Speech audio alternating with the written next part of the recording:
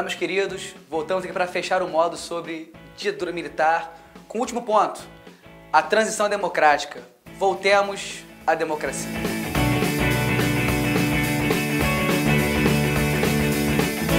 A proposta agora é falar um pouquinho sobre a chamada transição democrática.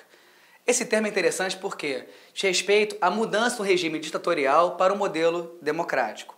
É importante perceber que os próprios militares aqui no Brasil é quem vão coordenar essa transição. Os militares tutelaram o retorno ao regime democrático. Através de medidas, eles vão se restabelecendo o processo democrático no Brasil. Vamos observar isso a partir do final da década de 70. 79 é um ano importantíssimo para a gente. Usamos ali duas coisas que vão de fato transformar o país. O fim do AI-5 e o retorno do modelo do pluripartidarismo. Você se lembra de um papo anterior nosso que o AI-2 estabeleceu um modelo bipartidário, onde você tinha a extinção de partidos políticos e o surgimento de dois, a Arena e o MDB, que se tornaram, portanto, um dos partidos políticos do país. Em 79, com o retorno do pluripartidarismo, surgem novos grupos políticos, ok? A Arena tornou-se o PDS, partido que, por sua vez, passa a reunir todos os políticos que faziam parte da extinta Arena. O MDB se transforma do PMDB, ok? Foram inteligentes, botaram só um pezinho na frente e tentaram manter uma certa estrutura partidária. E além deles vão surgir outros, como por exemplo o PP, o PTB, o PDT, o PT, enfim. O Brasil ganhava um novo rosto. Novos partidos reconfiguravam a política nacional. 79 é um ano importante por conta disso. O ano seguinte, em 80, observou-se a Lei da Anistia, que é uma lei que até hoje traz alguns problemas para a gente. Que anistiava-se naquele momento todos aqueles envolvidos na ditadura, tanto os que fugiram dela, quanto os que lutaram a favor dela. Lembrando que o termo anistia diz respeito a perdão. Então, estabelece um perdão tanto aos que bateram, quanto aos que apanharam. E com a anistia, voltavam ao Brasil todos aqueles que foram perseguidos, como muitos músicos que retornam ao país no início da década de 80. O cenário político está transformando-se. Observamos aqui mudanças drásticas nesse contexto partidário. Isso vai dar um novo rumo para o Brasil. Em 82, o povo finalmente voltava às urnas. Eleições diretas para governador. O Brasil finalmente se reestruturava democraticamente, embora, para presidente, ainda houvesse um certo controle político. Em 82, o país foi às urnas. Enfrentamos ali uma situação do voto vinculado. O modelo político obrigava os eleitores a escolherem para seus candidatos membros do mesmo partido.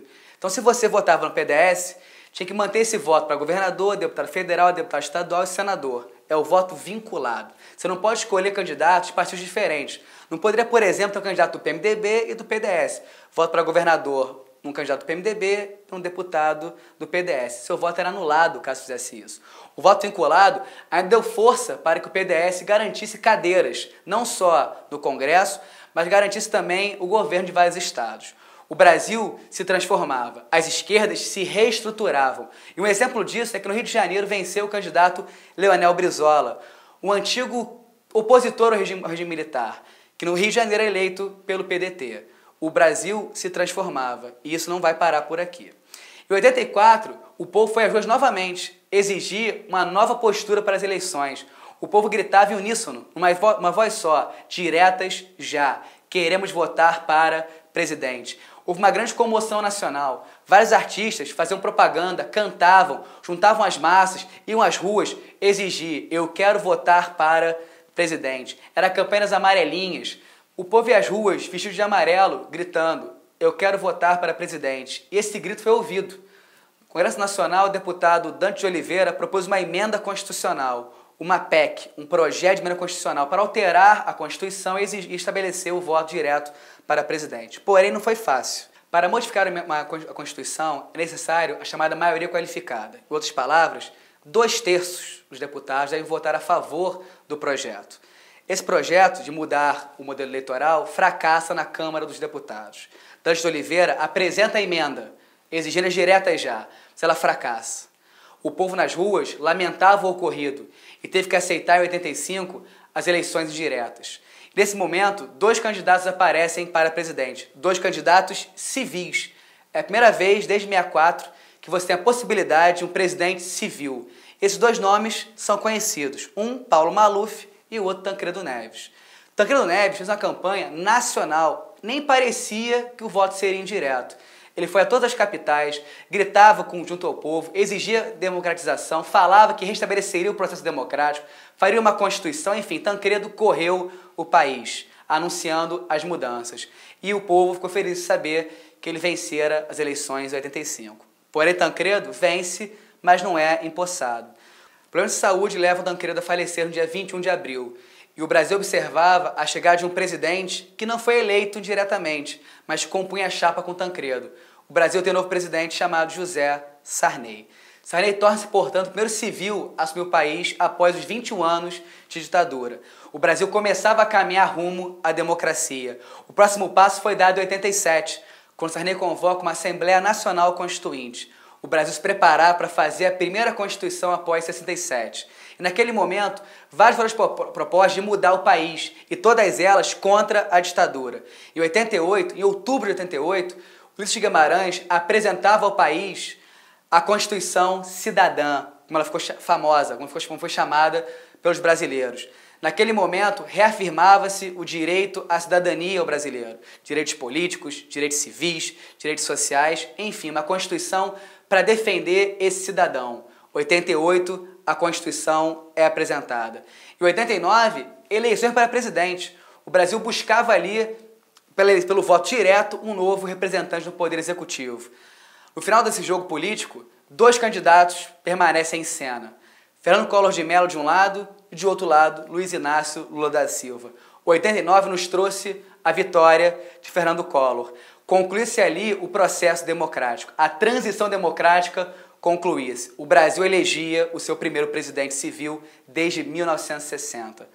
O Brasil, então, se reestruturava. Novo presidente, nova Constituição, novos desafios. O cenário mundial não era dos mais calmos. O Brasil precisava se reinserir nesse momento. Enfim, um novo momento para o Brasil. E agora, meus caros, fechar esse assunto com uma questãozinha do Enem.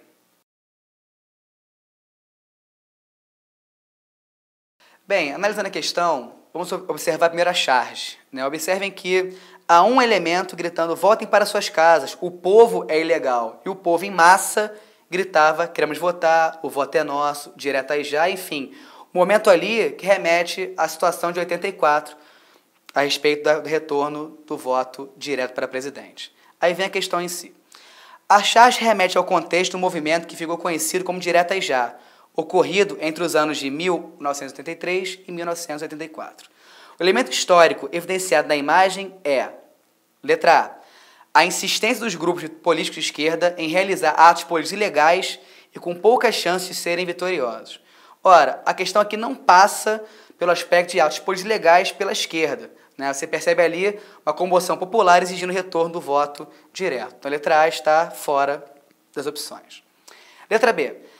Mobilização em torno da luta pela democracia frente ao regime militar, cada vez mais desacreditado. Esse é o nosso estupendo gabarito. Reparem bem, mobilização em torno da luta pela democracia. O povo nas ruas exigindo o direito de votar. E, falando da ditadura militar, um modelo cada vez mais desacreditado. A ditadura começava a ruir, caminhando para o seu final. Então, esse é o nosso gabarito. Letra C. O diálogo de movimentos sociais e dos partidos políticos, então existentes, com os setores do governo interessados em negociar a abertura.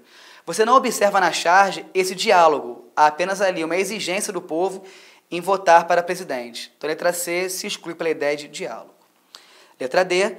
A insatisfação popular diante da atuação dos partidos políticos de oposição ao regime militar criados no início dos anos 80. Não há essa insatisfação popular com relação aos partidos políticos. Você vê aqui, são os partidos se reunindo para exigir o retorno democrático, o modelo eleitoral direto. Então, a letra D se exclui essa ideia de insatisfação popular com os partidos, já que isso não existia, estavam juntos, querendo a mesma coisa, querendo a redemocratização. Letra E. A capacidade do regime militar em impedir que as manifestações políticas acontecessem. Reparem que esse regime militar está representado por um homem que com um megafone tentava comover as massas e impedir que elas fossem se manifestar. Então, essa capacidade de repressão do regime militar já não era tão grande assim em meados da década de 1980. Então, queridos, letra E também está fora. Muito obrigado, meus queridos. Continue acompanhando as pessoas no portal e até uma próxima oportunidade. Um abraço.